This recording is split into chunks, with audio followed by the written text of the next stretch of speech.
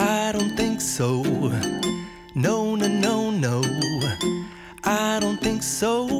Bonjour, on se retrouve pour la suite du tuto SweetHome 3D.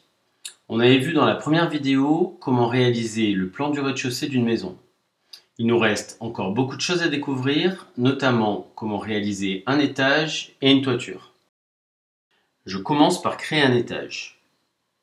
Pour cela, je clique sur Plan, puis sur Niveau, et je sélectionne Nouveau niveau. Mon niveau 1 est créé. Je peux voir apparaître l'onglet correspondant juste au-dessus de la règle. Comme pour le rez-de-chaussée, j'importe une image d'arrière-plan. Pour cela, je clique sur Plan, puis sur Importer l'image d'arrière-plan. Je sélectionne ensuite une image présente sur mon ordinateur. Je déplace la ligne bleue que j'utilise comme référence pour donner une échelle à mon image.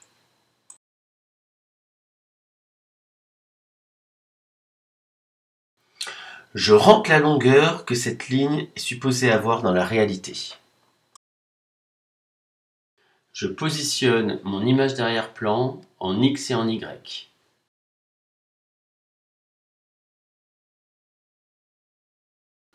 Je vais maintenant pouvoir créer les murs.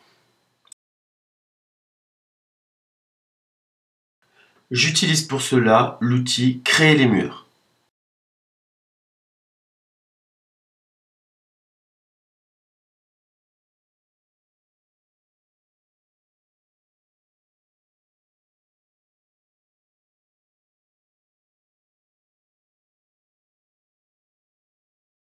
Une fois mes murs sélectionnés, je réalise un clic droit, puis je sélectionne Modifier les murs. Je peux alors entrer la hauteur ainsi que l'épaisseur désirée.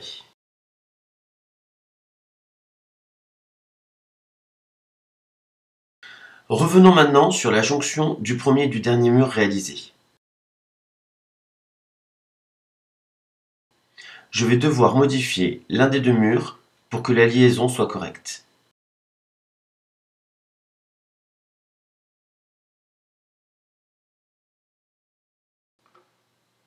Je sélectionne mes murs extérieurs pour les modifier comme on a pu le voir précédemment. Je peux maintenant appliquer une texture ou une couleur à chaque côté des murs.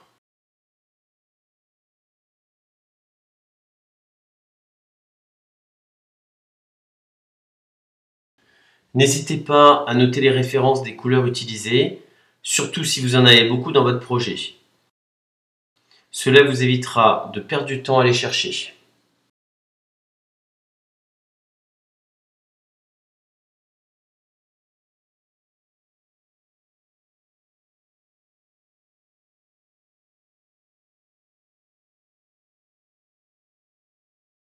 Voyons à présent comment réaliser les murs qui soutiennent la toiture. Il s'agit de murs inclinés, c'est-à-dire que leur hauteur varie entre le début et la fin du mur. Un même mur peut être réalisé en deux parties pour pouvoir lui donner trois hauteurs différentes.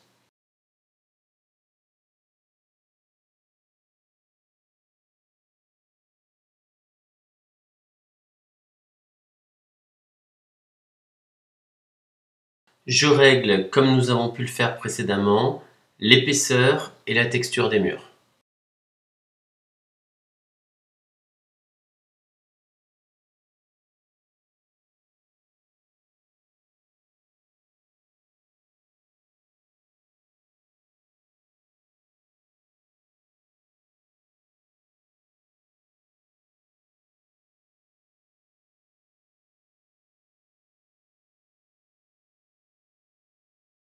Pour modifier l'inclinaison des murs, je retourne dans la fenêtre de modification des murs. J'indique ensuite la hauteur de départ et la hauteur de fin.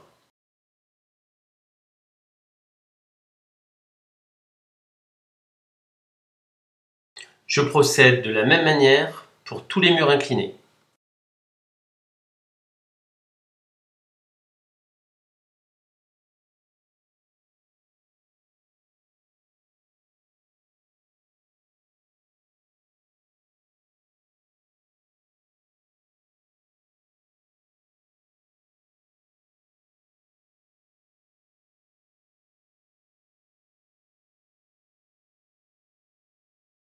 Voilà, mes murs ont maintenant une forme qui permet d'accueillir la toiture.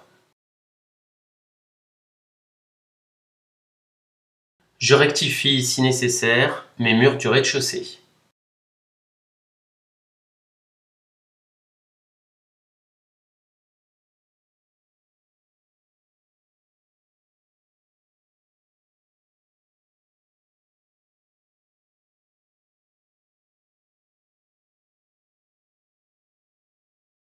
Je réajuste également la liaison entre chaque mur.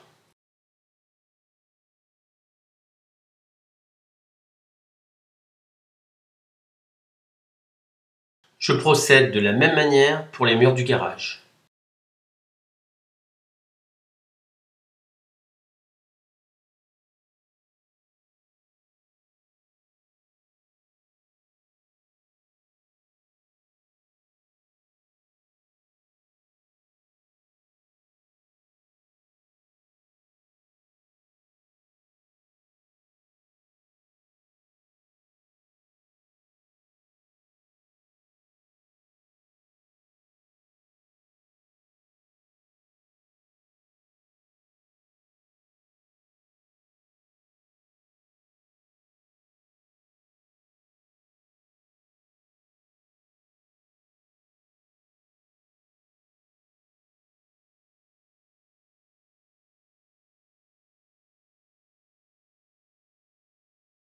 On va maintenant pouvoir passer aux cloisons. Je ne m'arrête pas à chaque porte, mais je trace bien mes murs en entier.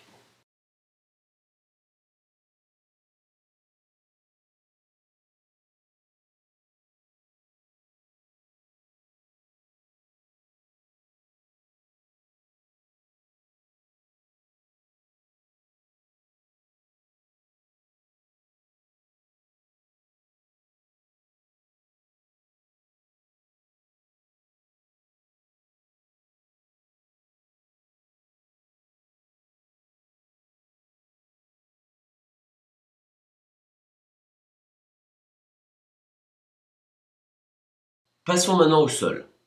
Pour cela, je dois tout d'abord créer des pièces.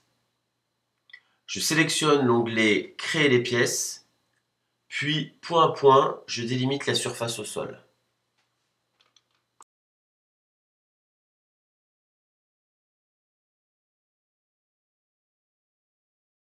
Une fois la pièce créée, j'applique une texture comme j'ai pu le faire pour les murs.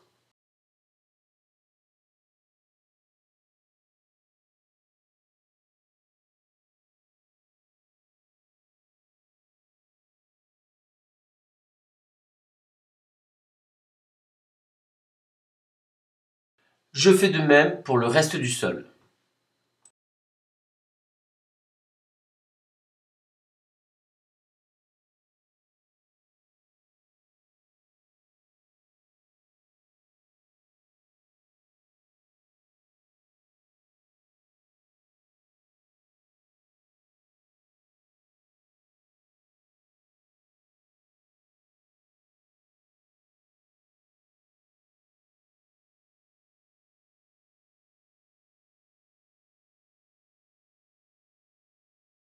Je modifie la hauteur de ma cloison de douche pour qu'elle puisse accueillir ultérieurement une paroi vitrée.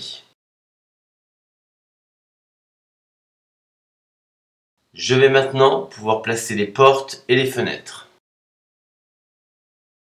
Je récupère les fenêtres du rez-de-chaussée en faisant une copie. Cela va me permettre de retrouver le modèle de fenêtre plus rapidement, mais également de pouvoir aligner les fenêtres de l'étage avec celles du rez-de-chaussée.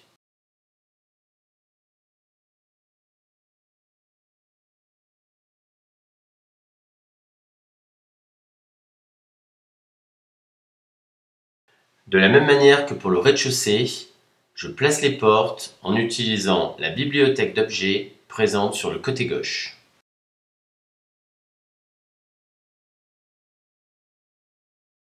J'en profite pour mettre des portes à mes placards.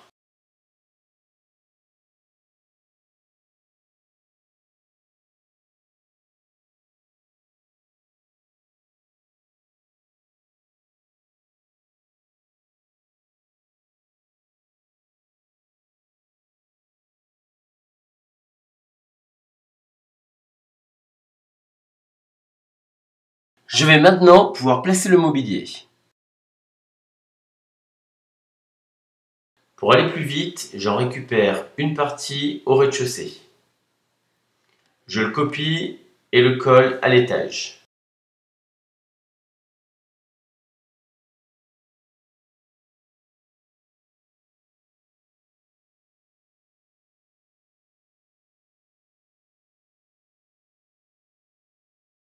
Pour le reste du mobilier, je peux le récupérer dans la bibliothèque d'objets, comme nous l'avons vu précédemment avec les portes. Ou encore, en importer depuis la bibliothèque SweetHome en ligne. Si vous ne savez pas comment procéder, je vous l'explique dans la vidéo précédente sur le rez-de-chaussée.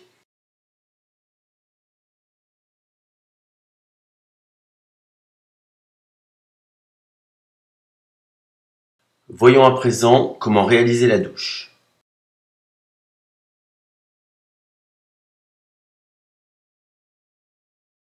Je mets en place dans un premier temps la colonne de douche.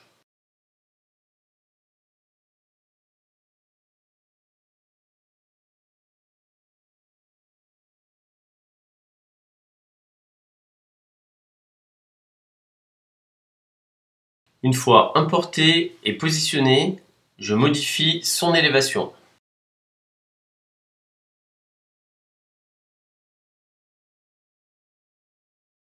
Passons à présent à la paroi vitrée. Je vais pour cela utiliser des pavés de verre. Une fois importés, je les dimensionne correctement, je les duplique et les positionne pour obtenir une belle paroi translucide.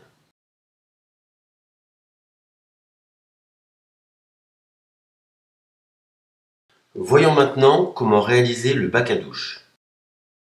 Je vais pour cela utiliser une boîte que je trouve également dans la bibliothèque d'objets. Je la dimensionne aux largeurs et longueurs désirées.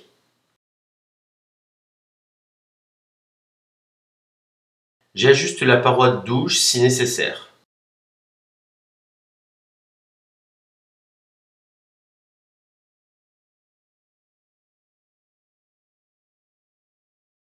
Je peux également créer une bordure à mon bac à douche, toujours en utilisant une boîte.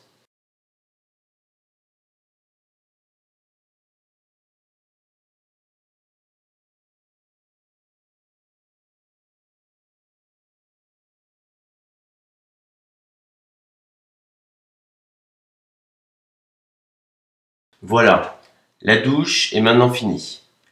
Je vais pouvoir passer à la rambarde de l'escalier. Je procède pour cela de la même manière que pour le reste du mobilier. Je la récupère dans les éléments que j'ai pu télécharger. Je modifie les dimensions pour qu'elles correspondent à mon projet.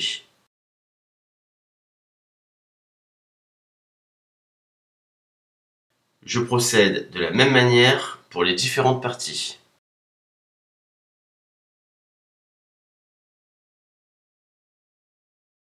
Une fois la rambarde en place, je termine l'aménagement du mobilier dans la mezzanine.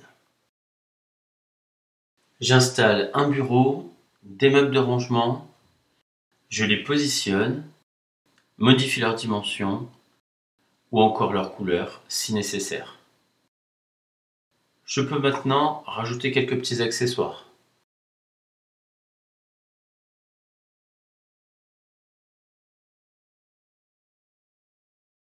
Une fois tous les éléments placés, je peux ajuster leur position.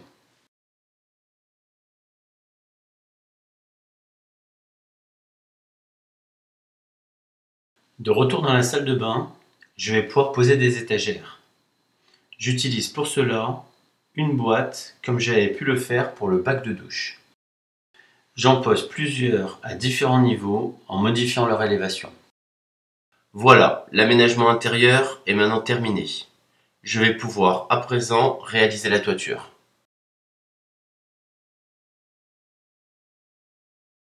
Je vais pour cela utiliser un élément et m'en servir comme d'une partie de la toiture. Je l'importe de la même manière que pour le reste du mobilier. Cet élément se trouve également dans les objets présents sur la page des modèles 3D libres. Cet objet est déjà incliné. Je peux cependant modifier sa pente en changeant la hauteur si nécessaire. Je modifie également ses dimensions ainsi que son élévation de façon à ce que l'élément s'aligne avec le mur. Une fois l'élément de toiture correctement paramétré, je le duplique autant de fois que nécessaire pour obtenir toute une partie de la toiture. Petit rappel, pour aller plus vite, vous pourrez dupliquer un élément en le sélectionnant et en utilisant les touches CTRL-C, CTRL-V. Je sélectionne l'ensemble et je le groupe en utilisant la fonction « Grouper le mobilier ». Je peux maintenant positionner correctement mon groupe d'objets au-dessus du salon. Ma première partie de toiture est enfin réalisée. Je procède de la même manière pour le restant de la toiture du rez-de-chaussée. Il conviendra bien sûr d'ajuster les dimensions et pentes de la toiture pour s'adapter au mieux aux différents murs. La toiture du rez-de-chaussée étant maintenant terminée, je vais pouvoir passer à la toiture de l'étage. Pour celle-ci, j'ai choisi de réaliser une toiture à 4 pans, donc avec une forme un peu différente de la précédente. Je commence par la partie centrale en utilisant un cube, ou plutôt une boîte, que je dimensionne correctement.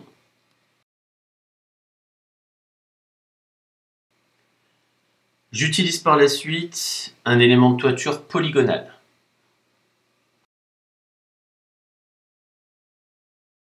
Je le dimensionne, lui donne une couleur et le duplique 4 fois de façon à avoir les 4 pentes désirées. J'ajuste ensuite les 4 éléments ensemble.